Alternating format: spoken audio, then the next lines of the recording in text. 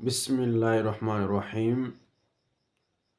মুসলমান ইমানদারদের মধ্যে যখন হযরতে হামজা ইবনে আব্দুল মুত্তালিব এবং উমর ইবনুল খাত্তাব রাদিয়াল্লাহু তাআলা আনহু ইসলাম ধর্ম গ্রহণ করার পরে ইসলামের একটা শক্তি সঞ্চয় হলো।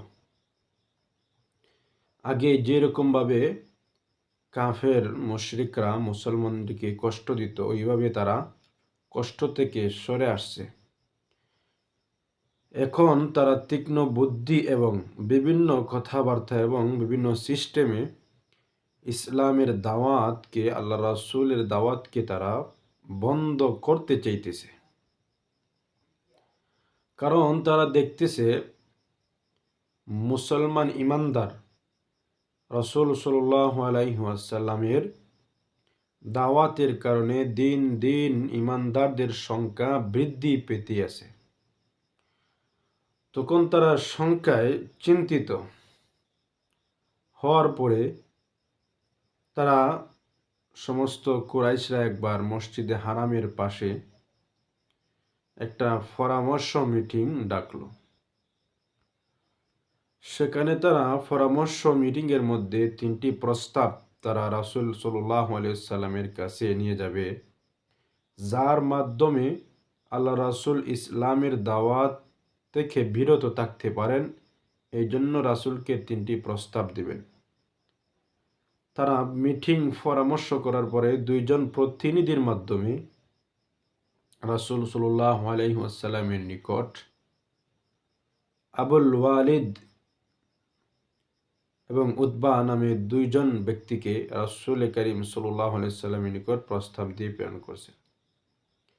তারা রাসূলের কাছে যাওয়ার পরে বলল, মুহাম্মদ ইবনে আব্দুল্লাহ, আপনার যে অবস্থান, যে সম্মান, যে বংশমর্যাদা আমরা জানি, অত্যন্ত ভালো বংশের একজন লোক আপনি।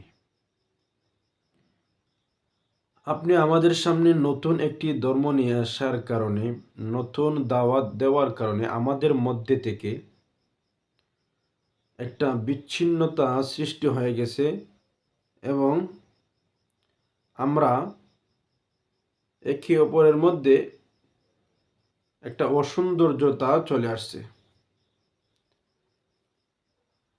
এই অসৌন্দর্যতা, বিশৃঙ্খলা চলে আসছে আপনার এই দাওয়াতের কারণে।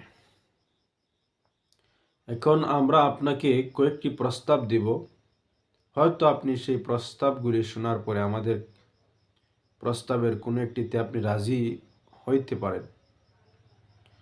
রাসূল সাল্লাল্লাহু আলাইহি ওয়াসাল্লাম বললেন, ঠিক আছে, বলুন আপনারা কি প্রস্তাব আমাকে দিতে চান।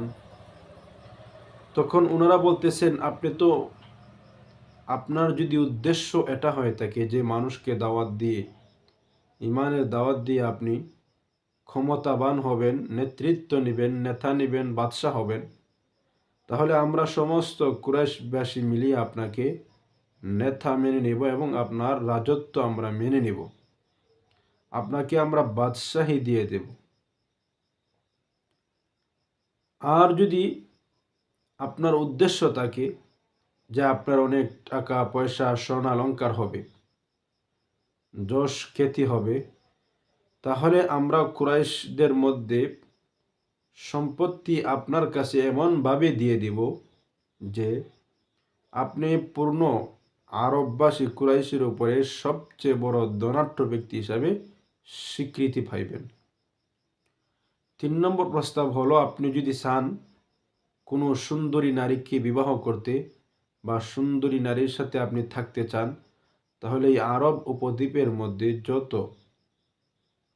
আরবের মধ্যে যত সুন্দরী নারীরা আছে, আমরা তার সঙ্গে আপনি যাদেরকে চান তাদেরকে সাথে নিয়ে আপনি থাকতে পারবেন। নাউজুবিল্লাহ।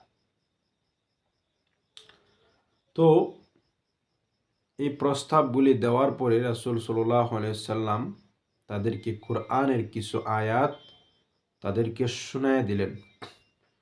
কোরআনের আয়াত শোনার পরে তারা বুঝে গেলেন যে না, এইখানে আমাদের এই দাওয়াতগুলি কাজ হবে না। আল্লাহ রাসূল তাদেরকে স্পষ্ট জানিয়ে দিলেন যে ঈমানের কাছে, ইসলামের কাছে দুনিয়ার সব কিছু আমার কাছে তুচ্ছ। একমাত্র আল্লাহর বিধানই আমার কাছে সবচেয়ে বড়, কারণ আমি সঠিক ধর্মের উপরে আছি।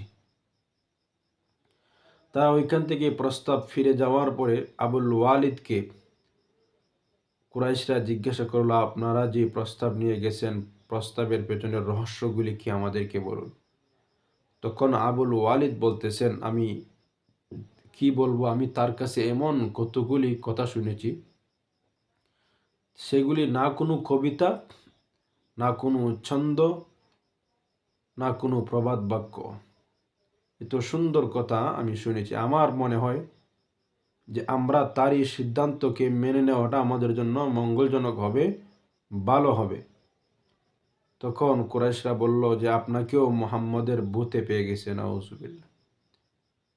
তো উনি বলতেছেন যে তাদের কোনো ক্ষতি করার দরকার নাই, আমরা আমাদের মতো চলি, তাকে তাদের মতো থাকতে দাও। তখন অন্যান্য কুরাইশরা তাকে বিভিন্ন ধরনের কথা শুনাইতে লাগলো, আপনাকে আমরা ফাটাইলাম আমাদের প্রস্তাব নিয়ে যাওয়ার জন্য, বরং আপনি তার প্রশংসা করতেছেন, আপনিও তার জাদু মন্ত্রে আবদ্ধ হয়ে গেছেন। ইসলামের দাওয়াত দিতে গিয়ে আল্লাহ রাসূল কত কষ্ট করেছেন, এবং নবীজির সুন্দর জীবনী আমাদেরকে শুনতে হলে পরবর্তী পর্বে ইনশাল্লাহ পরবর্তী ধাপ নবীজির জীবনী আসবে, শুনতে শুনতে ভালো লাগবেই ইনশাল্লাহ, কারণ নবীজির জীবনী, সেখান থেকেই আমাদের A to Z শিক্ষণীয় বিষয় আছে।